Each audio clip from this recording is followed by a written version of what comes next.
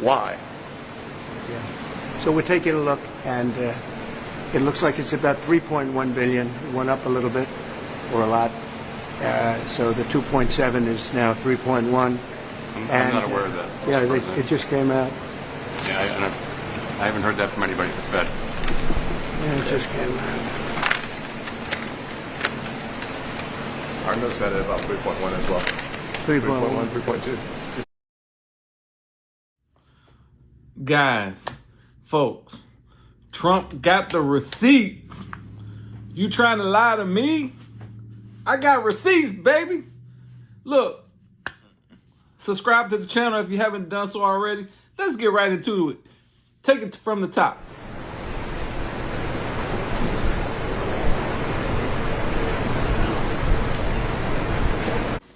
You know, as they're walking down the aisle here and they're coming out, I can only think that Trump is getting him in front of the camera.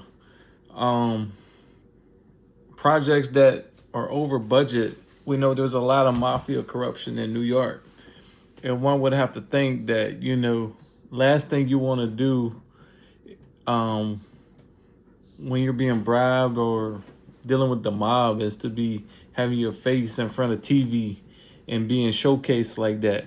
So Trump bringing the Fed out to speak to reporters about a project that's way over budget is got to be embarrassing, and is you know, the exposure level is just through the roof. You know, I'm pretty sure Trump, living and being in New York, he's dealt with all these mafia figures, and he probably knows the characters, the players inside and out like no one's business. And people who don't know, it's still a very much real thing in construction, building, everything. You know, the mob has their hands in that, and it's really the number one factor when you see construction costs overblowing and ballooning to just crazy numbers.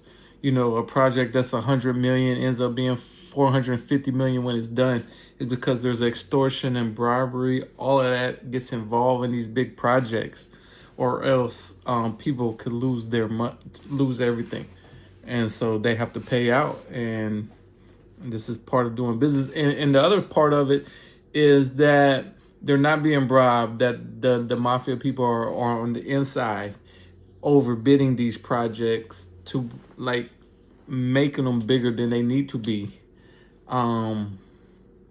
You know, because they know it's government-backed money, so it's like free money.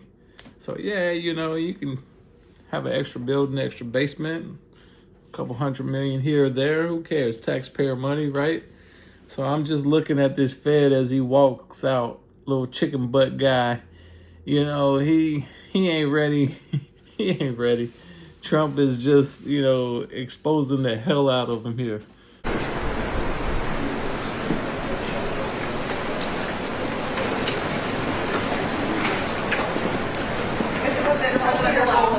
Well, thank you very much. We're looking at the construction, and we're with the chairman, as you know.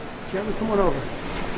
And we're just taking a look at what's happening. You know, it's a tough construction job. They're building basements where they didn't exist, or expanding them, and a lot of very expensive work. There's no question about it. And Tim has been with me for a long time, and you're in charge of the committee. Indeed. One of the reasons I wanted to see it was the overruns of the expenses. Wanted to figure out why. Yeah. So we're taking a look, and it looks like it's about 3.1 billion. It went up a little bit, or a lot. So the 2.7 is now 3.1. I'm not aware of that. Yeah, it just came out. Yeah, I haven't heard that from anybody at the Fed. Yeah, it just came out. Our notes had it about 3.1 as well. 3.1. 3.2. This came from us? Yes.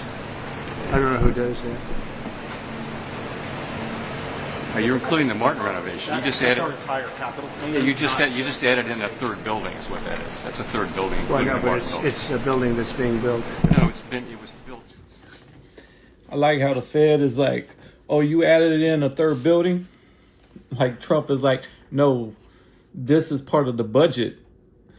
You know, you're not including this in the budget. You're 2 billion. No, it's really 3 point something billion.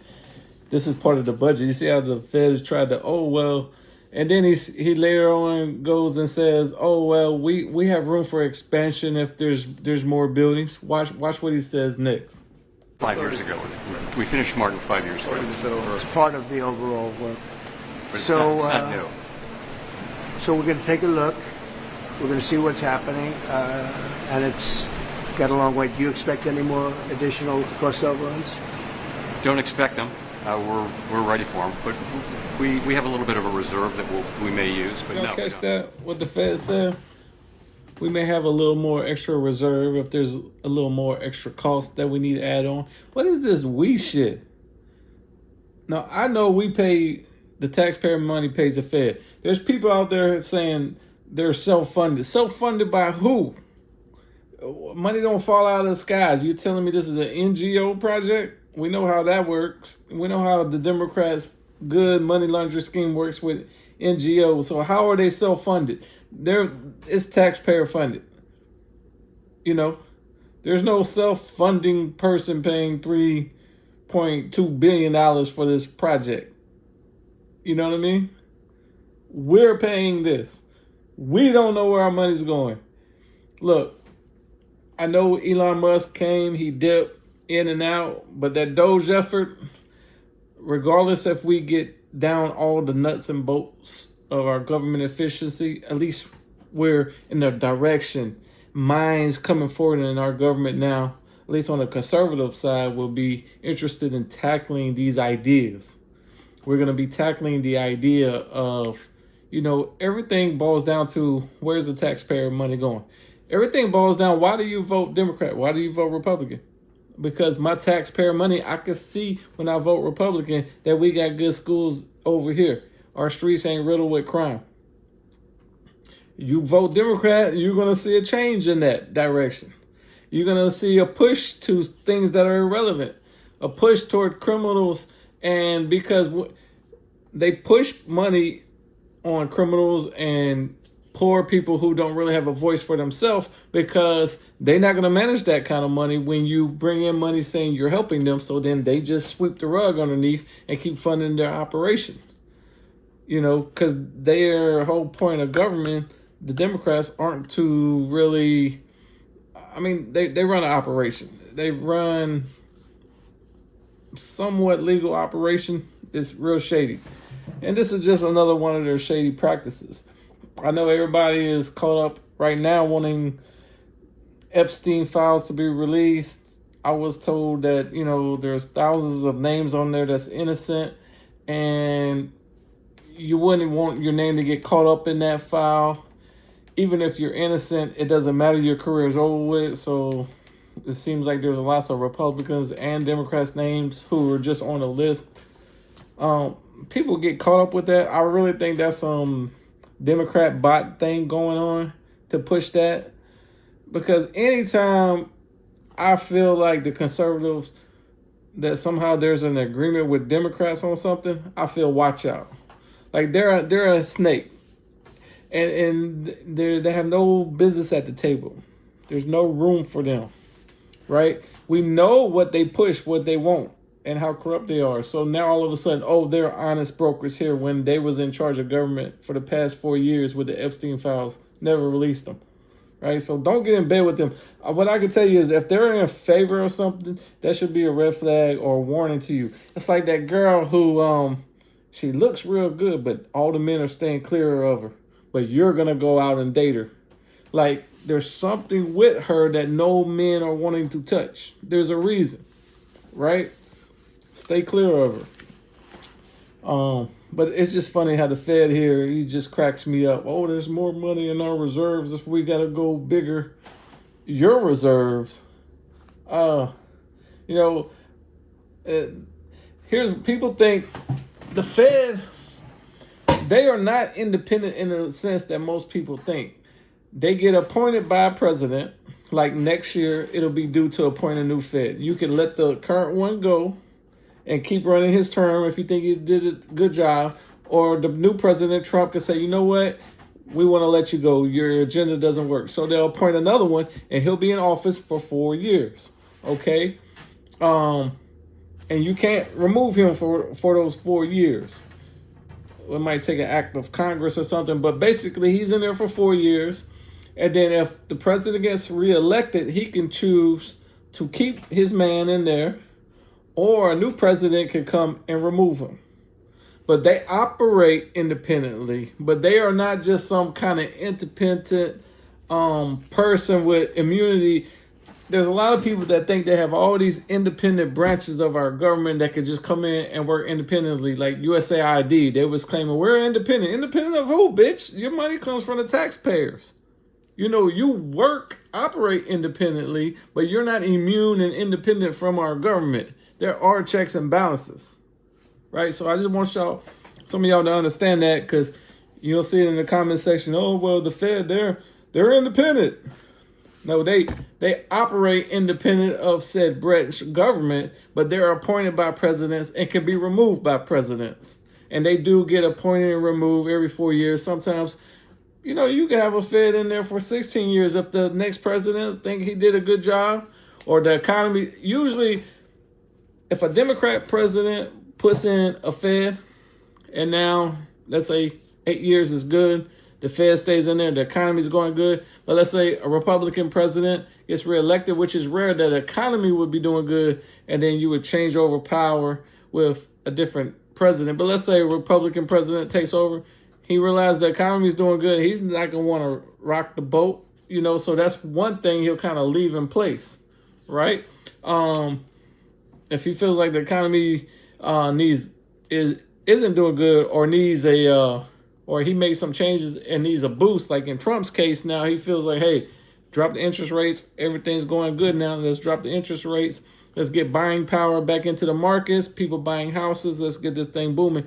If he wants, in a year, well, next year, 6 months, when Mr. Powell's term comes up, Mr. Trump can go ahead and let him go and put someone in there who he believes will lower interest rates. As a realtor, I tell everybody, look, buy right now, because when the interest rates goes down, the price is going to go up. Yeah, you'll get a cheaper interest rate, but the price will go up. So the home prices are as cheap as they're ever going to be right now. Buy right now and give it about 18 months. When the new Fed comes in and buy his second or third cut, but give it about 18 months. And then the house you bought today, refinance, and then hold and run the market up. And then at that point, before you have the next crash, you can either sell this house, or like when they thought it was a crash with Tesla and all the stocks going down when the tariff first started, I bought a shit ton of Tesla. When the overall market sentiment is going down, when people are saying the sky's falling, that's when you should be buying like a mother. That's when you buy. All right? Let that be a lesson. Let me finish playing here. Hey, this is You're on the Grind with Johnny Caruso, on the grind with Political Decode. Please subscribe to the channel. And let's go ahead and play the rest of this video for y'all. Thank y'all for stopping in. Expect to be finished in 2027. We're well along, as you can see. Nice to take these off every once in a while when we're not under too much danger. So, any questions? Mr. President, does the issue give you any? As a real estate developer, what would you do with a project manager who would be over budget? Generally speaking, what would I do? I'd fire him. Do you think this issue, Mr. President, gives you cause to do that? Well, I'm here just really with the chairman. He's showing us around, showing us the work. And so I don't want to get that. I don't want to be personal. I just would like to see it get finished. And in many ways, it's too bad it started. But it did start. And it's been under construction for a long time. It's going to be a real long time, because it looks like it's got a long way to go. Yes, sir. So, Mr. President, are there things the chairman can say to you today that would make you back off some of the earlier criticism? well, I'd love him to lower interest rates. But other than that, what can I tell you? The country is doing really well. I just briefed the chairman of the deal with Japan. Japan is putting up $550 billion in order to lower their tariffs a little bit. That way they have a little bit lower tariff. And they also opened their country to free trade, which nobody thought was even a possibility. And we get a zero tariff in the free trade. We don't pay tariffs, and they're going to pay 15% on everything they send into our country. So it's great. But they put up, as you could call it, seed money. Let's call it seed money. You could call it anything you want, but it's a total of $550 billion. So nobody thought any of that was possible, and it's wonderful. And we're doing pretty well with the European Union, likewise, and we have some others. They're all really big, and our country's going to make a lot of money. We would be helped if interest rates would come down, but we're going to see how the board rules on that soon. I'd love to see them come down a lot, but we have a country that's thriving. We had a country 1 year ago. Today we have the hottest country anywhere in the world, and we'll get this one finished. Mr. President, you Thank stated you. that Jerome Powell announced